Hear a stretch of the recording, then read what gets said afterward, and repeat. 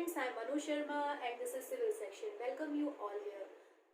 तो फ्रेंड्स, जैसे कि हम लोग अभी NCERT का क्लास 8 की हिस्ट्री जो है वो स्टार्ट कर चुके हैं और जो चैप्टर 1 है जिसका नाम है हाउ, व्हेन एंड वेयर, इसको हम लोग शुरू कर चुके हैं, जिसका एक पार्ट कवर हो चुका है जिसमें हमने जानने की कोशिश की थी कि पीरियडाइजेशन का मतलब क्या होता है, हिस्ट्री के डिफरेंट पीरियड्स कौन कौन से थे।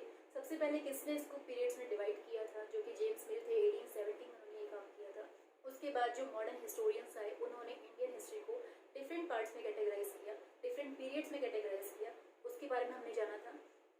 इसके अलावा हमने देखा था व्हाट इज कॉलोनियल, यानी कि कॉलोनियल वर्ड का मतलब क्या है, कॉलोनी किसे कहते हैं, कॉलोनाइजेशन क्या होता है, जिसमें हमने देखा था कि जब एक कंट्री दूसरी कंट्री को सब्जुगेट करती है, अपने अधीन करती है, तो वो जो प्रोसेस रहता है उस प्रोसेस को कॉलोनाइजेशन कहते हैं। इसमें क्या होता है, जो सब्जुगेटेड कंट्री होती है, जैसे कि इंडिया ब्रिटिशर्स की कॉलोनी था और हमारे जो रूलर थे, हमारे जो शासक थे वो ब्रिटिशर्स थे, तो हमारे लिए जितने भी सोशल, इकोनॉमिक, पॉलिटिकल, कल्चरल जितनी भी डिसीजन सब होते थे वो ब्रिटिशर्स के हाथ में होते थे और हमको वो चीज़ माननी होती थी। हम अपने हिसाब से कोई डिसीजन अपनी कंट्री के लिए नहीं ले सकते थे, तो उसी प्रोसेस को कॉलोनाइजेशन कहा गया, उसी को कॉलोनी भी कहा गया।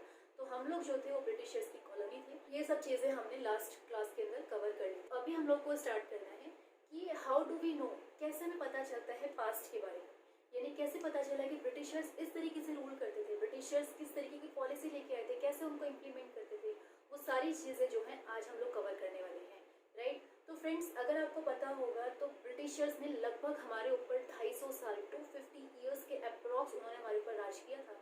हम लोग उनके गुलाम थे, उनके अधीन थे, हम सब्जुगेटेड कंट्री थे, उनकी कॉलोनी थे, राइट।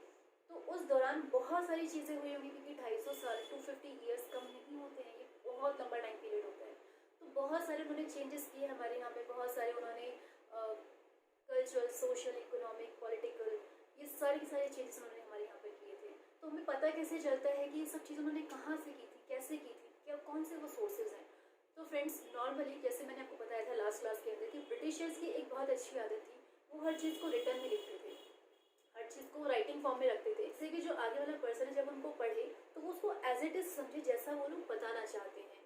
क्योंकि क्या होता है, जब आप ओरली किसी को कुछ भी बताते हैं तो वो चीज़ें डिफरेंट हो जाती हैं। लाइक आप 4 लोग हैं और एक पर्सन ने आपसे किसी से कुछ कहा, दूसरे ने उस बात को कहीं और पास ऑन किया, थर्ड ने कहीं और पास ऑन किया, तो इससे क्या होता है कि जो मेन बात होती है ना, मेन जो चीज़ होती है, वो फाइनल जो लिसनर होता है उस तक आते थे कम्प्लीटली चेंज हो जाती है। तो उसमें बहुत सारे चेंजेस आ जाते हैं, जो एग्जैक्ट बात है वो नहीं पहुंच पाती है। तो ब्रिटिशर्स ये बात जानते थे और वो हर चीज़ को राइटिंग फॉर्म में लिखने की कोशिश करते थे, यानी कि हर एक चीज़ को वो रिटर्न फॉर्म में लिखते थे, राइट। तो वो क्या करते थे, हर एक चीज़ को लिख लेते थे।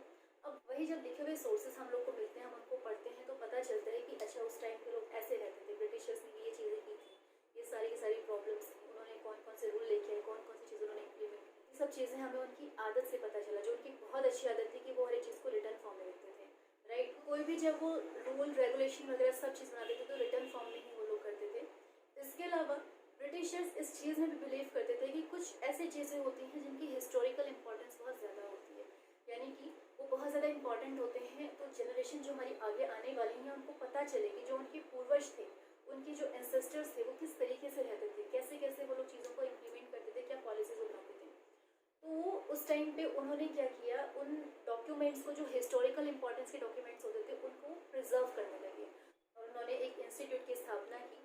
और वो क्या था, उसका नाम क्या था, वो था the national archives of India, right. यानी कि वो सारी की सारी चीज़ें जो हैं वो हमें आर्काइव्स में मिलती हैं, ऐसे डॉक्यूमेंट्स जो प्रिजर्व किए जाते हैं, जिनको संभाल के रखा जाता है, वो सारी चीज़ें हमें मिलती हैं आर्काइव्स में, राइट। तो ये 1920 में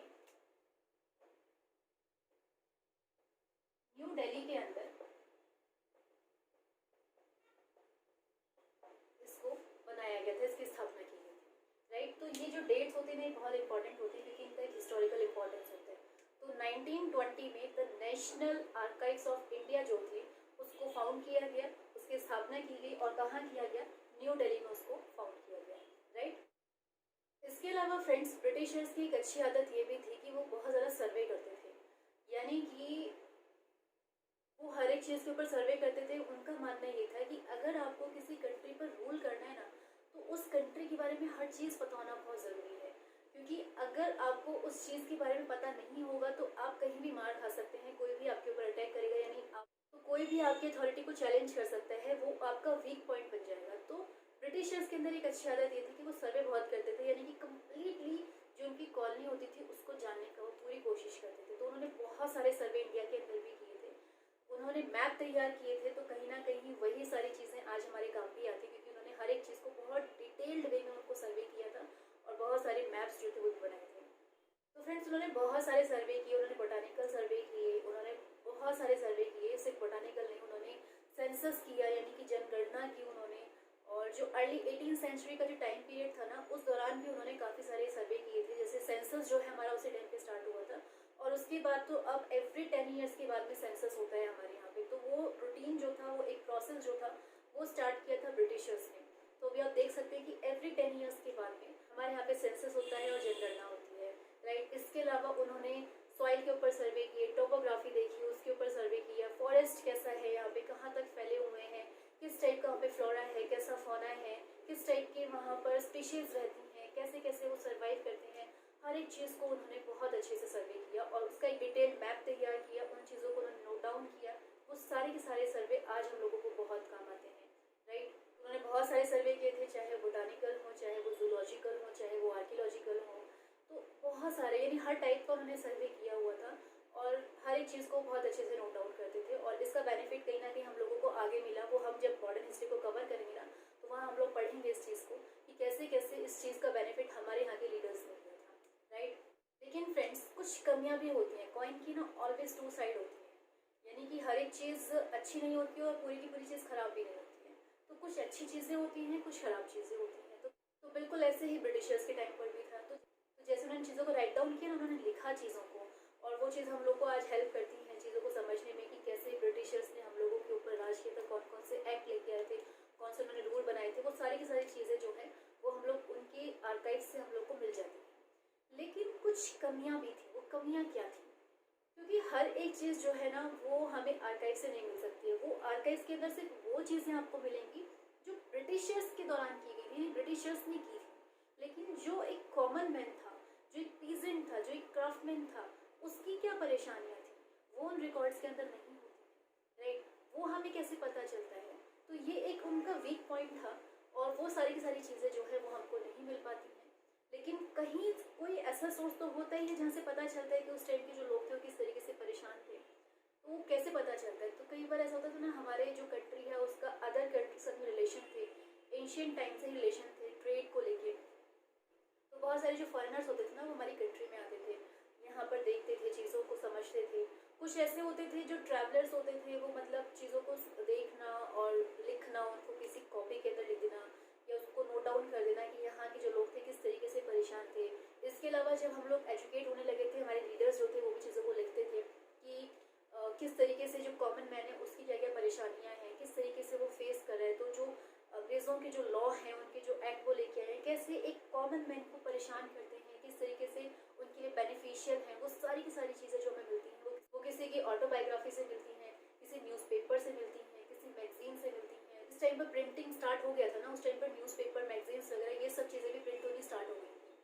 तो वहाँ से भी हम लोग को ये सब चीज़ें मिलती हैं। इसके अलावा जो लोग हमारे यहाँ के एजुकेट हो रहे थे वो भी अपनी जीवनियाँ लिखते थे, यानी कि अपना किस तरीके का उनका जीवन है, कितना मुश्किल उनको होती है चीज़ों को चलाने में, लाइफ को सर्वाइव करने में, और कौन कौन से एक्ट्स जो हैं गवर्नमेंट के या जो ब्रिटिशर्स से उनको परेशान करते हैं, कैसे उनकी लाइफ रही है। वो सारी की सारी चीज़ें जो हैं वो हमें अदर रिकॉर्ड से मिलती हैं, राइट। तो फ्रेंड्स, ये था पूरा चैप्टर के अंदर कि कैसे चीज़ें स्टार्ट हुई, कैसे पीरियड्स में कैटेगराइज किया गया चीज़ों को, हिस्ट्री को कैसे पीरियड्स में कैटेगराइज किया गया, किसने पहले किया था, और उसके बाद कैसे कैसे आगे चीज़ें बढ़ी हैं, कैसे हम लोगों को सोर्सेज मिलते हैं, किस तरीके से सर्वे किए जाते थे, कॉलोनी का मतलब क्या होता है। ये सारा बेस था। अभी जस्ट ये स्टार्टिंग है, यानी कि बहुत हम लोगों ने बेसिक चीज़ पढ़ी है। आगे अब जैसे जैसे पढ़ेंगे चैप्टर्स को, अब स्टार्ट करेंगे हम लोग नेक्स्ट चैप्टर से कि किस तरीके से जो ब्रिटिशर्स थे वो हमारे यहाँ पर एज अ ट्रेडर आए और कैसे वो यहाँ के शासक बन गए, कैसे यहाँ पे उन्होंने रूल किया। वो सारी चीज़ें अब हम नेक्स्ट क्लास से पढ़ना स्टार्ट करेंगे। तो फ्रेंड्स, नेक्स्ट टाइम जब हम लोग मिलेंगे तो हम लोग चैप्टर 2 हिस्ट्री क्लास 8 NCERT को हम लोग स्टार्ट करेंगे और इस चैप्टर को भी हम लोग यहीं पे एंड करते हैं। और अगर आपको इस चैप्टर को देखने के बाद, सुनने के बाद, समझने के बाद कोई भी डाउट आता है तो आप अपने डाउट हमसे जो डिफरेंट सोर्सेज हमने आपको दिए हुए हैं आप वहाँ पर पूछ